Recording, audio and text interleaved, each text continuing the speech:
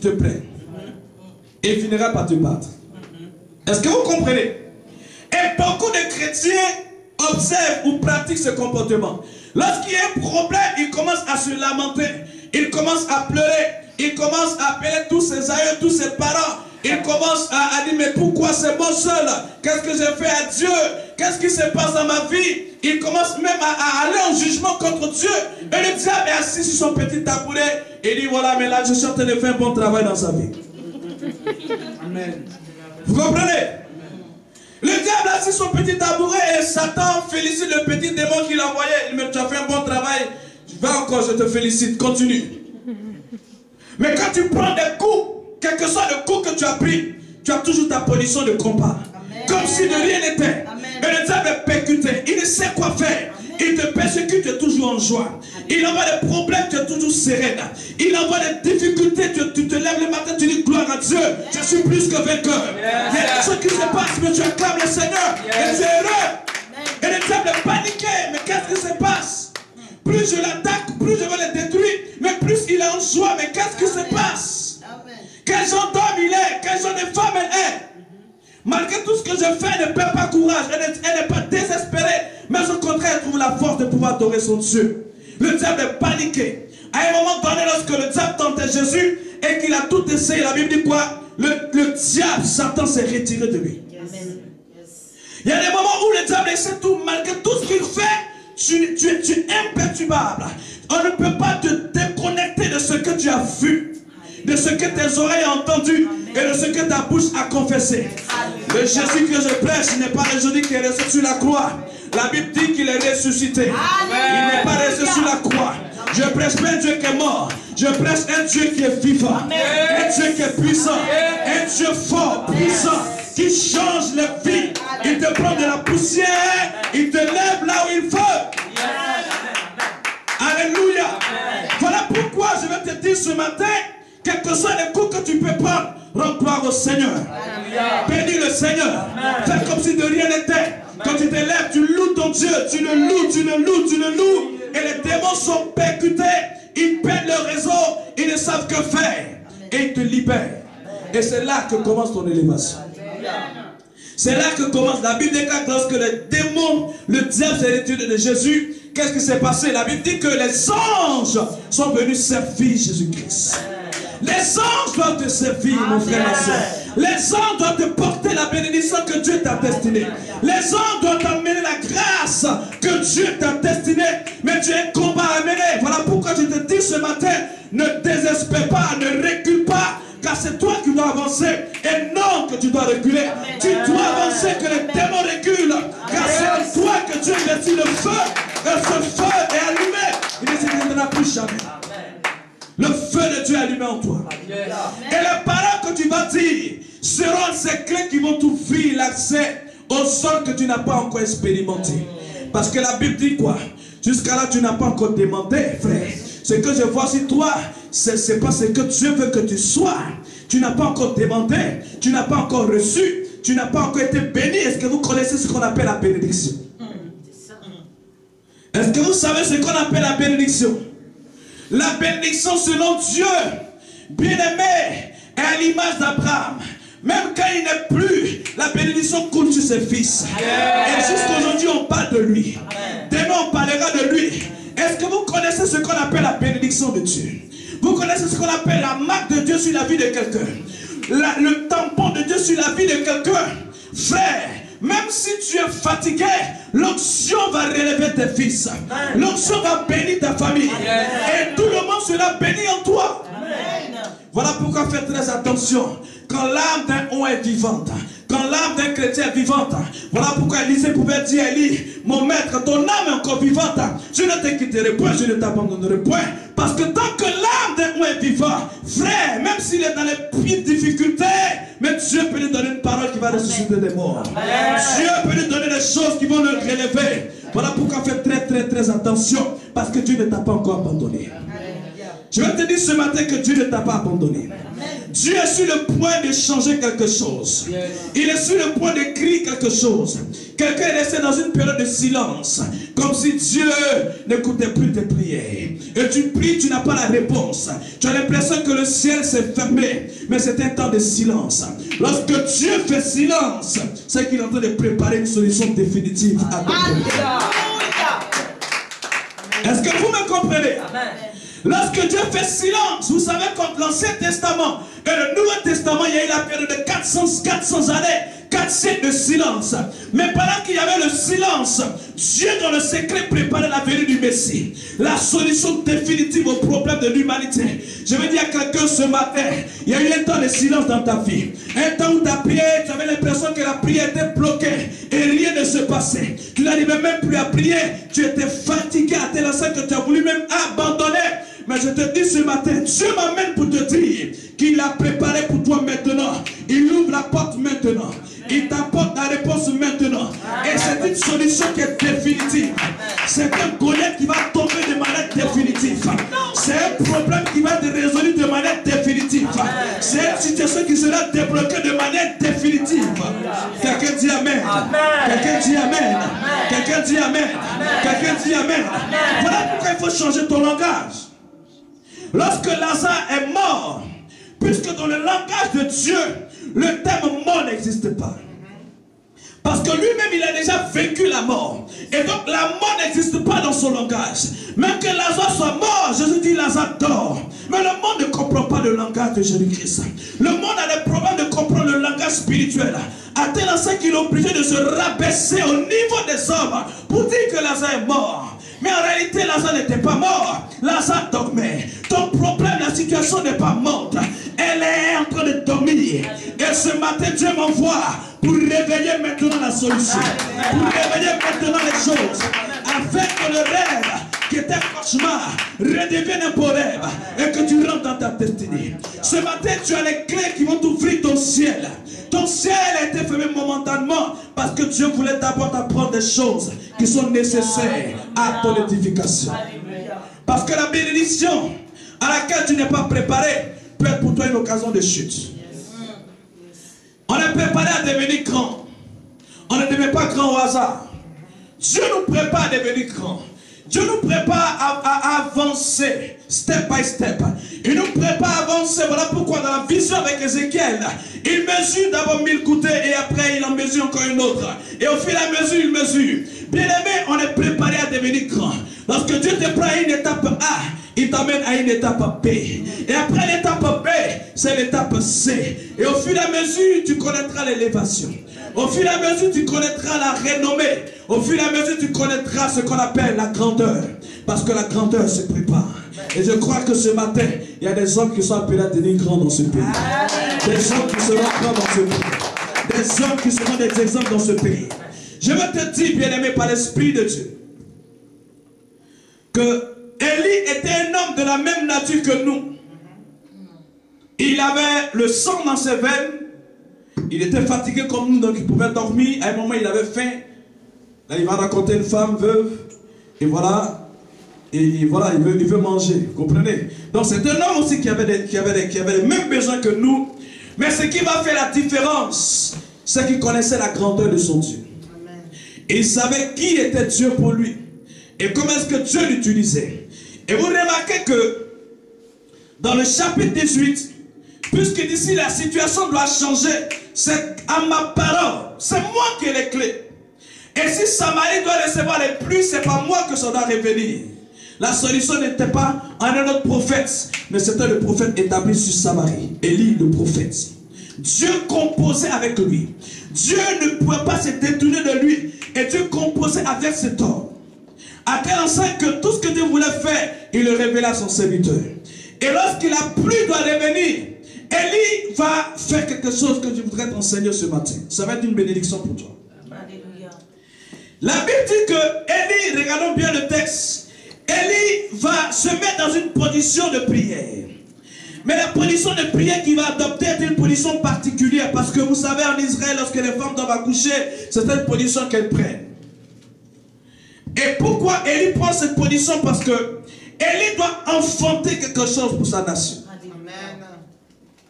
Élie se met dans une... Les prophètes, ils sont un peu bizarres. Vous comprenez? Donc l'attitude de prière qu'il prend est en rapport avec ce que Dieu va faire dans le pays. La pluie doit venir, mais la pluie viendra comme un enfantement. Je dis à quelqu'un ce matin, tu es enceinte de quelque chose de grand qui va t'arriver. Tu es enceinte de quelque chose de grand qui va t'arriver. Avec Dieu, il n'y a pas de césarienne, il n'y a pas de fausse couche, il n'y a pas d'enfantement. Ce que Dieu a mis en toi se fera voir. Ce qu'il a mis en toi arrivera certainement. Et tu n'as pas besoin même de pouvoir douter parce que c'est lui qui l'a mis en toi. Il y a des moments où Jésus-Christ n'avait pas besoin de la foi des personnes qui étaient malades. Il n'avait pas besoin de ça. Lui-même, il prenait l'autorité. Il prenait la responsabilité d'accorder la restauration dans la vie du peuple de Dieu. Il y a des moments où Dieu sait que tu es faible dans la foi. Où Dieu sait que tu n'as pas la capacité de pouvoir tenir le combat spirituel. Et lui-même, il se lève par son autorité. Il vient décanter la situation. Il vient t'accorder la solution. Et ce matin, il envoie ses anges afin de décanter le problème qui te résistait. Vous savez, il y a des résistances souvent qui sont difficiles. Il y a des choses qui nous résistent longtemps. Voilà pourquoi Dieu était conscient que tant que Daniel était dans la prière, ce qu'il avait demandé était combattu dans le spirituel. Et les démons des esprits résistaient à l'ange Gabriel que Dieu avait envoyé. Mais il fallait que Dieu puisse envoyer un autre ange. Je vais dire ce matin, ta bénédiction qui était suspendue dans le ciel. La gloire de Dieu la libère maintenant. La puissance de Dieu la libère maintenant. La gloire de l'Éternel libère cette bénédiction. Si c'était un sorcier qui bloquait cette bénédiction, ce matin je t'annonce que le sorcier est déjà enterré. Si c'était quelqu'un d'homme fort, je t'annonce ce matin qu'il est déjà lié. La résistance est déjà brisée. La gloire de Dieu lie ton ennemi et Dieu ouvre ton ciel afin que ton exaucement arrive jusqu'à toi. Quelqu'un dit amen très fort. Dis amen très fort. Dis amen très fort. Élie se met dans une position d'accouchement. Ah, est-ce que quelqu'un est dans une position d'accouchement? Amen. J'ai dit, est-ce que quelqu'un est dans une position d'accouchement? Est-ce que quelqu'un est en train de voir ce qui est en train de sortir de lui? Quelqu'un est en train de voir ce que Dieu a mis en lui, en train de pouvoir se manifester. Ce n'est plus la prophétie. Vous savez, je suis arrivé à un niveau où les prophéties, c'est plus trop mon affaire. Ce qui m'intéresse maintenant dans la vie des enfants de Dieu, ce n'est pas la promesse, parce que la promesse, elle est réelle. La promesse, on ne discute pas. Dieu t'a promis beaucoup de choses. Mais ce qui m'intéresse maintenant, bien aimé, c'est l'accomplissement de ses promesses. La réalisation de ses promesses. L'exécution de ses promesses. Je priais à une semaine, le Seigneur me dit, mon fils, sache que l'année 2013 est l'année de l'honneur. Et l'année de la dignité. Ceux qu'on a bafoués seront honorés. Ceux qu'on a méprisés seront respectés. Ceux qu'on ne considérait pas seront respectés. C'est l'année de l'honneur et de la dignité. Moi, l'Éternel, je ferai ces choses dans la vie de mes enfants.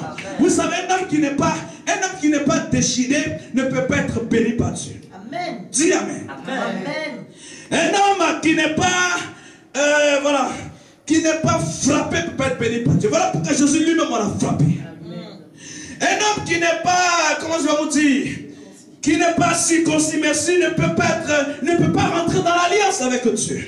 Un homme qui n'est pas, comment on dit ça? Vous savez, la terre, quand j'étais en Italie, je venais ce matin et j'ai vu une machine qui comment on dit ça en français? Qui labourait le sol. Vous savez, quand j'ai regardé cette image, le Saint-Esprit m'a donné un enseignement. Amen. Amen. Quand tu marches avec Dieu, il faut observer les signes. Il ne faut pas marcher comme ça, comme tout le monde va marcher, non. Mais marche par la manière prophétique. Et j'ai compris que la terre qui est déchirée, la terre qu'on laboure, la terre qu'on blesse, la terre qu'on piétine, la terre qu'on déchire, on brise, cette terre-là, elle a mesure de pouvoir recevoir la graine qui sera en sémence. Est-ce que vous me comprenez ce matin? Quelqu'un me comprend ce matin? Mais si la terre n'a pas été déchirée, mais comment est-ce qu'on peut planter la graine? Si la terre n'a pas été mise en... Comment on appelle ça? C'est la jachère, donc on appelle ça? Si elle n'a pas été faite, ça, comment on peut semer la graine? Et même quand il va pleuvoir, la terre qui n'a pas été mise en jachère, la terre qui n'a pas été brisée, la terre qui n'a pas été déchirée, ne peut pas recueillir l'eau. Ah, est-ce que quelqu'un me comprend? Quelqu'un comprendre la profondeur de ce que je suis en train de dire. Ça veut dire qu'à des moments donnés, Dieu lui-même fait exprès pour que certaines situations t'arrivent, pour briser un peu le caractère, pour changer les choses. Parce que si tu n'as pas été brisé, si tu n'as pas été déchiré, si tu n'as pas été mis en jachère, bien aimé, quand il pleut, la bénédiction va passer comme ça. Viens. Mais la terre où il y a des trous, la terre où il y a des creux, parce que ces creux sont l'image du déshonneur qu'on t'a porté, des critiques qu'on a portées, de la jalousie qu'on a portée. Et cela crée en toi des frustrations, cela crée en toi des blessures. Mes frères, toutes les blessures n'ont pas la même douleur. Toutes les blessures ne sont pas aussi mauvaises. Il y a des blessures qui te préparent à rentrer dans ta gloire et qui te rendront sage. Il y a des blessures qui feront de toi un homme mûr, un homme accompli, une femme accomplie, une femme à qui on ne peut plus apprendre certaines choses. Il y a des blessures qui arrangent ton niveau spirituel. Et quand la pluie arrive, celui qui n'a pas été blessé, celui qui n'a pas été piétiné, celui qui n'a pas été primé, celui à qui il n'y a pas de trous de déception, de trous de trahison. Quand Dieu veut bénir et qu'il amène la pluie passe simplement, sans qu'il ne puisse recueillir quelque chose. Parce qu'en lui, il n'a pas eu cette formation. Est-ce que quelqu'un me comprend? Mais l'homme qui en lui, c'est tout. Lorsque la bénédiction arrive, parce qu'il a été éprouvé, il a été mis à l'épreuve, il a été préparé à cela. Dieu même fait exprès, quand il pleure, Dieu ne répond pas. Quand on insulte, Dieu ne parle pas. Quand il veut se plaindre, il veut réclamer justice, Dieu dit tais-toi. Laisse qu'on t'insulte, laisse qu'on parle mal de toi, laisse qu'on dise des choses sur toi. C'est comme ça que Dieu élève. Quelqu'un me comprend? Amen. Quelqu'un me comprend? Amen. Et quand c'est comme ça, ça crée des trous. Et vous savez, pour nous qui sommes nés en Afrique, quand sur la route, sur le goudron, dans le goudron, il y a des nids de poules, il y a des creux. Et quand il pleut, l'eau reste dans les trous. L'eau, c'est le signe de la bénédiction. Un homme qui a été éprouvé, il y a en lui ces trous-là. Mais ces trous ne sont pas faits pour qu'ils soient comme ça.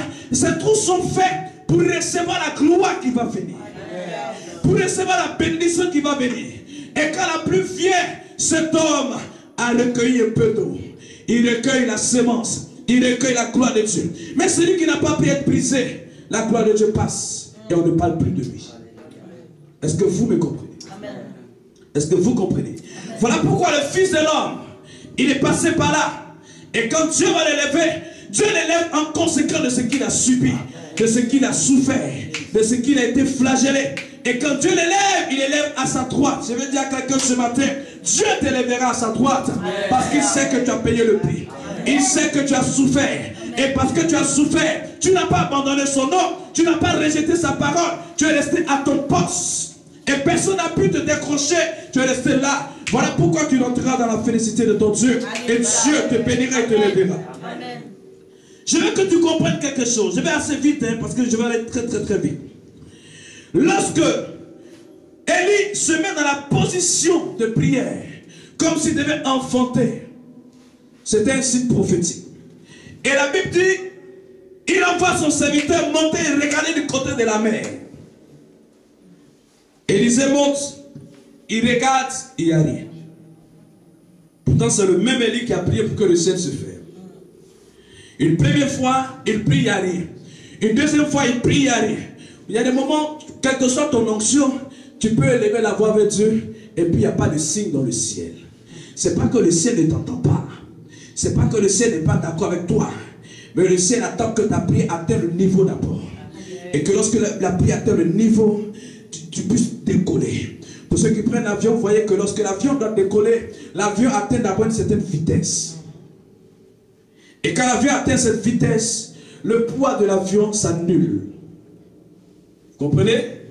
Et à ce moment précis, ce sont d'autres lois maintenant qui rentrent en exercice. Il y a des moments où Dieu ne te répond pas. Parce qu'il y a encore la pesanteur, il y a encore le poids de beaucoup de choses qui empêchent l'Esprit de Dieu de pouvoir te faire décoller. Il faut que tu arrives à une certaine vitesse et à un certain niveau de la consécration, où le poids de la chair est annulé, où le poids des choses sont annulés. Et maintenant, les lois spirituelles rentrent en exercice. Et c'est à ce moment précis que tu peux décoller, qu'on va parler de toi pour dire, mais à pays, mais qu'est-ce qui se passe à Paris? Tout le monde parle de toi. Tout le monde, mais qu'est-ce qui se passe? Alléluia. Alléluia. Amen. Alléluia. Amen. Parce que nous sommes destinés à décoller tous. Mais avant de décoller, Dieu veut annuler le poids. Il veut annuler tout ce qui est loi naturelle, tout ce qui est loi humaine, pour te faire entrer dans la loi spirituelle des choses. Quelqu'un dit Amen, Amen. Amen. C'est là que tu pourras décoller. Et Dieu voudrait que tu décolles. Dieu voudrait, vous savez, on peut t'insulter, ma soeur, on t'insulte, tu n'as rien fait, on t'insulte, on te dit des choses, de faux témoignages. Mais toutes ces choses, mais tu ne réagis pas. Et à un moment donné, Dieu voit que tu atteins un certain niveau. Et parce que tu atteins ce niveau, les choses naturelles, charnelles n'ont plus d'effet sur ta vie. C'est à ce moment-là, maintenant, tu deviens une femme de révélation. Quand tu parles, le ciel accomplit. Quand tu pries pour quelqu'un, la gloire de Dieu exécute. Quand tu parles, il y a accomplissement, il y a effet, il y a signe prophétique qui te suit. C'est à ce moment que le ciel marche avec toi. Est-ce que quelqu'un veut toucher ce niveau ce matin? Est-ce que quelqu'un veut toucher ce niveau ce matin? Et il prie, mais il n'y a pas de signe. Mais à la 7e fois, il va avoir un signe dans le ciel. Et c'est là que je vais aussi t'enseigner quelque chose. Vous savez, le message du nuage est une prédication. La Bible dit, lorsque la pluie doit venir, dans le ciel, il n'y avait pas de gros nuages. Il n'y avait pas de nuages noirs, jaunes, de gros nuages comme quand je venais en France. Mais il y avait un tout petit nuage comme la paume d'une main. Frère, si je vais t'interpréter le message de ce petit nuage, si je vais te dire ce que signifie le petit nuage, ta foi ce matin sera requinquée. Ta foi ce matin sera renouvelée. Les grandes choses de Dieu n'ont jamais commencé avec un fanfare. N'ont jamais commencé avec un bruit. N'ont jamais commencé avec la multitude. Non. Les grands signes ont commencé tout petit. Même le Fils de l'homme, Jésus-Christ de Nazareth, il n'est pas né dans un château. Il n'est pas né dans un palais. Mais c'était le Fils de Dieu. Il est né dans une mangeoire. Là où il y avait les pipis sur lui. Là où il y avait tous les déchets là-bas. Mais c'est là-bas qu'il est né. Ce qui m'intéresse, ce n'est pas ton présent qui m'intéresse. Mais c'est la gloire que je vois pour ton futur. C'est la grâce, la gloire, l'élévation que je vois dans ton futur. Tu peux commencer difficilement. Comme ce petit nuage. Tout petit dans le ciel. Quand Élisée le regarde, lui-même dans son intérêt dit, est-ce que ce petit nuage-là annonce réellement la pluie? Est-ce que ce petit signe annonce réellement la pluie? Oh, je parle aux hommes spirituels ce matin. Dieu n'attendra pas qu'il y ait un grand signe prophétique. Mais les choses commencent tout petit. Les choses commencent de manière insignifiante. Mais celui qui a l'esprit des prophètes saura qu'il y a un signe qui est paru dans le ciel. Celui qui voit et lit les signes prophétiques saura qu'il y a une œuvre qui est née quelque part. Celui qui a les yeux des prophètes saura que Dieu a commencé une œuvre quelque part. Mais il n'a pas commencé avec fanfare. Le maître Jésus-Christ, qui l'aurait cru? Mais tout le monde a pensé qu'il allait naître, oui, dans un endroit qui reflète la royauté. Tout le monde a pensé qu'il allait naître au moins dans un endroit qui n'est pas aussi sale, qui ne fait pas honneur à celui qu'on appelle Emmanuel, Dieu parmi nous. Comment Dieu parmi nous peut être parmi les animaux? Ah, frère, dis à ton frère, c'est bizarre. C'est mystérieux. Mais l'Emmanuel que les prophètes ont annoncé, que Isaïe a annoncé, que Michée a annoncé, que même Daniel a annoncé, Amos a annoncé, Joël a annoncé, l'Emmanuel n'est pas né, bien aimé, dans un palais royal. Il est né dans une mangeoire. Mais méfie-toi. Ne regarde pas l'état de la mangeoire pour dire cet homme n'a rien du tout. Frère, quelqu'un, méfie-toi. Méfie-toi. Ne regarde pas ce que tu vois pour juger de ce qu'il était.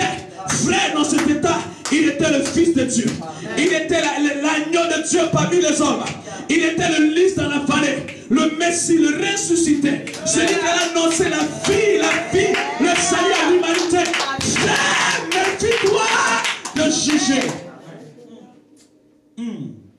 Est-ce que Dieu te parle ce matin?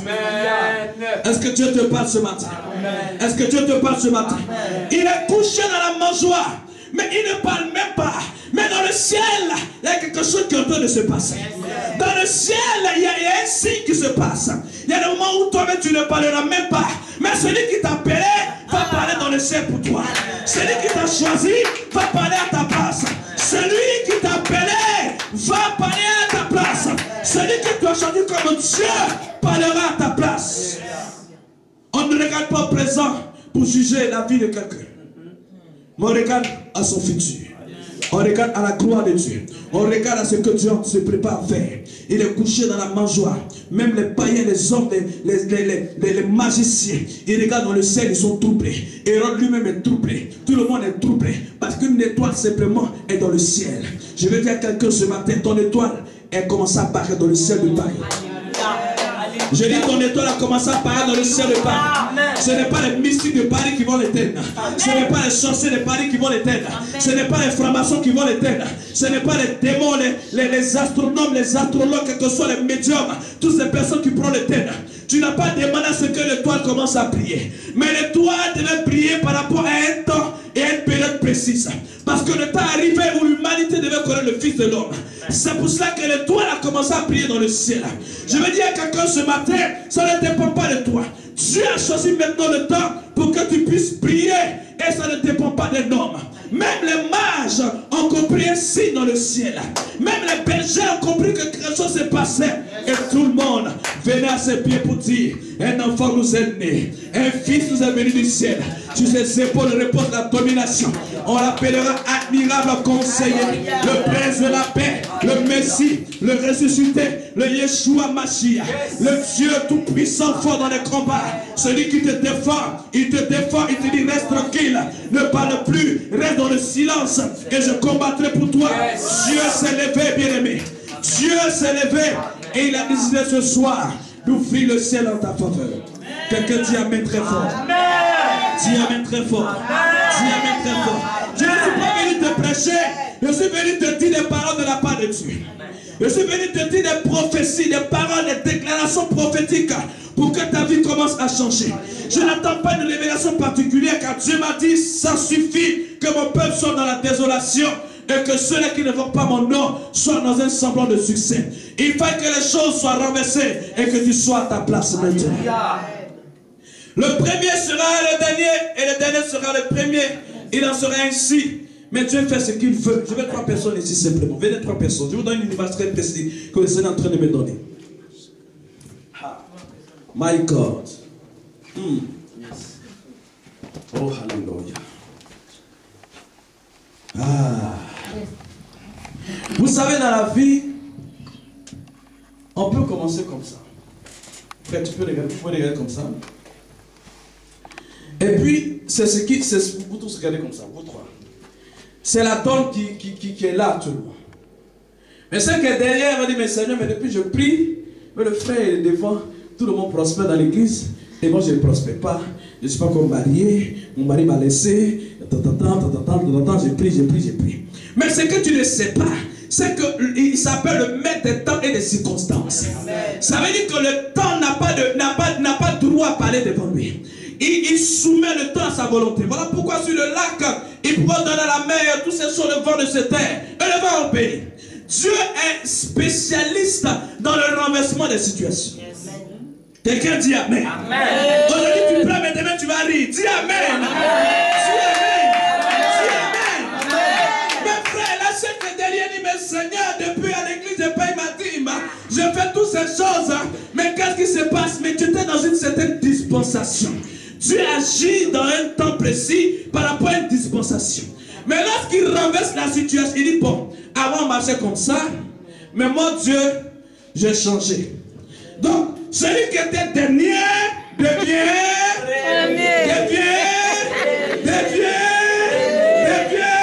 Je veux que tu acclames le Seigneur fortement. Gloire à Dieu. Voilà pourquoi quand tu as ta place, ne quitte pas ta place. Ne marche pas comme les pharisiens, mais marche comme un enfant de Dieu qui a la révélation des temps et des saisons de son Dieu. Tu ne marches pas par la vue, Mais je marche par l'esprit car je connais les saisons par lesquelles Dieu bénit ses enfants. Amen. Ma foi n'est pas circonstancielle. Ma foi n'est pas en rapport avec celui qui est ici ou celui qui est là, non. Ma foi en fonction de ce que Dieu me dit et j'avance. Même si mes yeux ne voient rien, mais je crois que j'ai entendu une parole et j'avance. Bon, j'avance. J'avance. J'avance. J'avance. Vous comprenez, bien aimé, que nous sommes dans un temps. Jacob l'a compris à un moment donné. Il réfléchit, il dit, mais Seigneur, ma vie, mais qu'est-ce qui se passe? Mon grand-père, mes pères ont reçu de ta part des promesses. Mon grand-père Abraham a reçu des promesses. Mon père Isaac a reçu des promesses. Mais regarde, moi, je viens d'une lignée où tout le monde est béni. Mais regarde ma vie, je ne comprends pas ce qui m'arrive. Il est là, il réfléchit à un moment donné. Il comprend que les choses de Dieu ne se prend pas. Vous comprenez? Les choses de Dieu là, on ne prend pas. On fait quoi? Comment? On ne reçoit pas. On ne possède pas. On arrache. Vous comprenez? La violence spirituelle est le troisième niveau de la prière. Parce qu'il y a les prières et puis il y a prière. Vous comprenez? Demandez et Matthieu. Ok. On va chercher. Vous trouverez. Et puis quoi? Tu as demandé, Dieu t'a donné. Mais il y a un démon qui lutte. Et tu cherches. Ça c'est bon maintenant. Il faut rentrer dans la dimension du frapper. Ah oui. Amen. Où c'est la violence spirituelle. Où ce n'est pas le raisonnement. Vous savez les chrétiens qui sont là, mais Seigneur, depuis, mais c'est parce que tu n'as pas activé la troisième dimension de la prière. Parce que la prière a ce niveau. Et à un moment donné, Jésus-Christ rentre dans le temple, il ne s'est même pas dit aux vendeurs de pigeons, tout ça. Oh le Seigneur, voilà le Seigneur miséricordieux, qu'est-ce que vous faites dans la maison de Dieu comme ça? C'est pas bon. Voilà, rangez-vous. Non, mais qu'est-ce qu'il a fait? Il a chicoté, sauté. Il faut commencer à chicoter les démons et les sortir. C'est le moment de les chicoter. Ce n'est plus le moment de dire démons, oh voilà, et je prie, mais si Dieu veut, tu vas sortir. Non, c'est pas à faire de ça.